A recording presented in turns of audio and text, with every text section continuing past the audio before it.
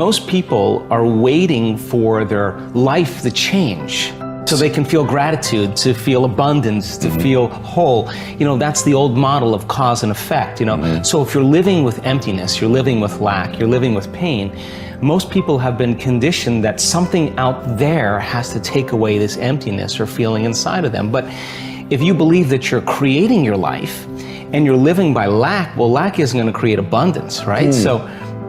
So then it makes sense then that you don't really actually create wealth, you generate wealth, you generate abundance. So the moment you start teaching your body emotionally what that future is going to feel like before it's made manifest, well, your body, as the unconscious mind, believes it's living in that future in the present moment. Now, it's a scientific fact that it's the environment that signals the gene. The end product from an experience in the environment is an emotion. So when you begin to embrace an elevated emotion, you're beginning to signal the gene ahead of the environment. What's the importance of that? Well, genes make proteins, and proteins are responsible for the structure and the function of your body. And the expression of proteins is the expression of life. So by you creating an elevated emotion and teaching your body what that future will feel like before it's made manifest, your body's starting to live in that future reality in the present moment. Now here's the key. If you were able to become familiar with gratitude, become familiar with wholeness, become familiar with abundance, become familiar with freedom, and you're able to generate those chemicals every single day, more than likely you would be walking around feeling like your future has already happened, and you would no longer be looking for it to happen. You would already feel like it has happened. Now, what is the importance of that? Well, you're literally becoming somebody else. So you're leaving your lack, you're leaving your guilt, you're leaving your emptiness behind. Your personality, literally, Ed, is made up of how you think, how you act, and how you feel. And how you think, how you act, and how you feel is your personality, and your personality is intimately connected to your personal reality, your life. So then if you want to change your life, your personal reality, you got to change your personality. And here we go again. You got to start becoming conscious of your unconscious thoughts. You got to start noticing how you act, how you speak. You got to pay attention to how you're feeling. Some people would live in guilt their whole entire life and don't even know it's guilt because at least it feels like them. So then when you start doing that, you begin to objectify your subjective self. So then when you begin to make small changes, back to thought, a new thought should lead to a new choice. A new choice should lead to a new behavior. A new behavior should create a new experience, and a new experience should create a new emotion. And that new emotion is teaching your body chemically to understand what your mind has intellectually understood. Now your body is embodying the truth. I believe in human possibility, human potential, and I think that one of our biggest limiting beliefs is the belief of how limited we really are. And so my interest is to give people the science to begin to understand how powerful they really are. And I think that science really is the language that does that really well. And the new sciences like quantum physics and neuroplasticity, neuroscience, neuroendocrinology, psychoneuroimmunology, the mind-body connection, epigenetics, all of those sciences point the finger at possibilities. So I want to create a language for people from a philosophical or theoretical standpoint for them to begin to understand what's possible. But then I want to be able to have those people begin to wire that information in their brain completely, because learning is making new connections, right, in the brain. But remembering is maintaining and sustaining those connections. And it's so much easier to lose our vision than to remember it, right? So then we have to begin to hardwire the brain or install the neurological hardware in preparation for an experience. So the more people understand what they're doing and why, then the how gets easier. So I want to then set up the conditions in an environment, in a workshop where people can begin to apply or personalize what they learn so that they can have an experience. An experience then further enriches the brain. But the prize of an experience is an emotion.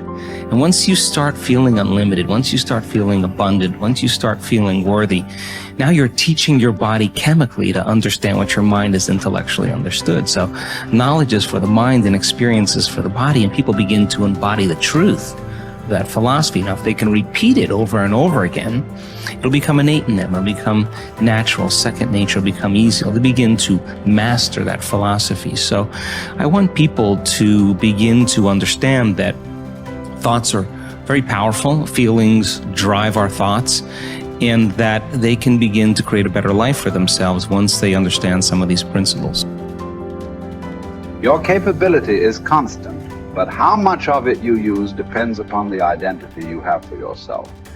For example, if you feel certain that you are an outgoing, outrageous person, you'll tap the resources of behavior that match your identity.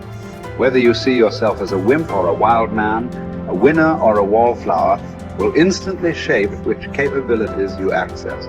You may have read the book Pygmalion in the classroom, which details the dramatic change in students' performance when they become convinced that they are gifted. Time and again, researchers have shown that students' capabilities are powerfully impacted by the identities they develop for themselves as the result of teachers' belief in their level of intelligence. In one study, a group of teachers were told that certain students in their classes were truly gifted and to make sure that they challenged them to continue to expand. As can be expected, these children became the top achievers in their class. What makes this study significant is that these students had not actually demonstrated higher levels of intelligence. And in fact, some had previously been labeled poor students. Yet it was their sense of certainty that they were superior, which had been instilled by a teacher's false belief, that triggered their success. The impact of this principle is not limited to students. The kind of person other people perceive you to be controls their responses to you. Often this has nothing to do with your true character. For example, if a person sees you as a crook, even if you're an honest person and do good things, this person will search for the sinister motive behind your acts. What's worse is that after making a positive change, we often allow others in our environment who have not changed their image of us to anchor our own emotions and beliefs back into our old behaviors and identities.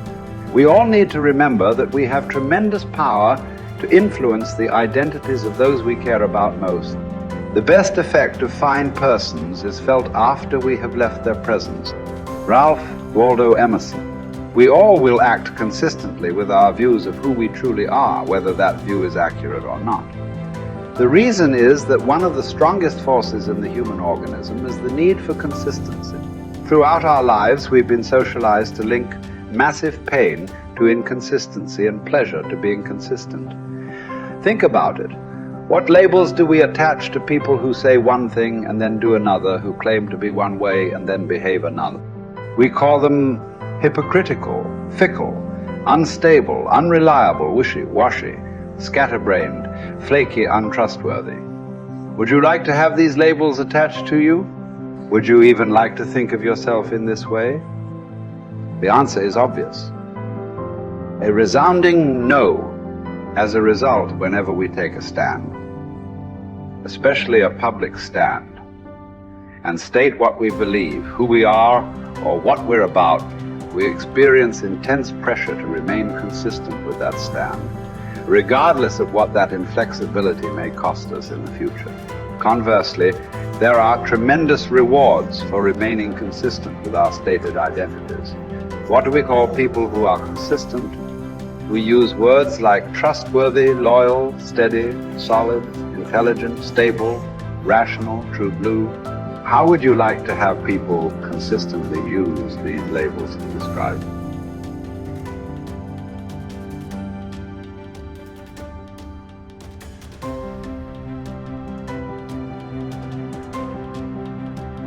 Becomes irrevocably tied to your ability to avoid pain and gain pleasure. Life is a game we are all bound to lose. The man who looks for the morrow without worrying over it knows a peaceful independence and a happiness beyond all others.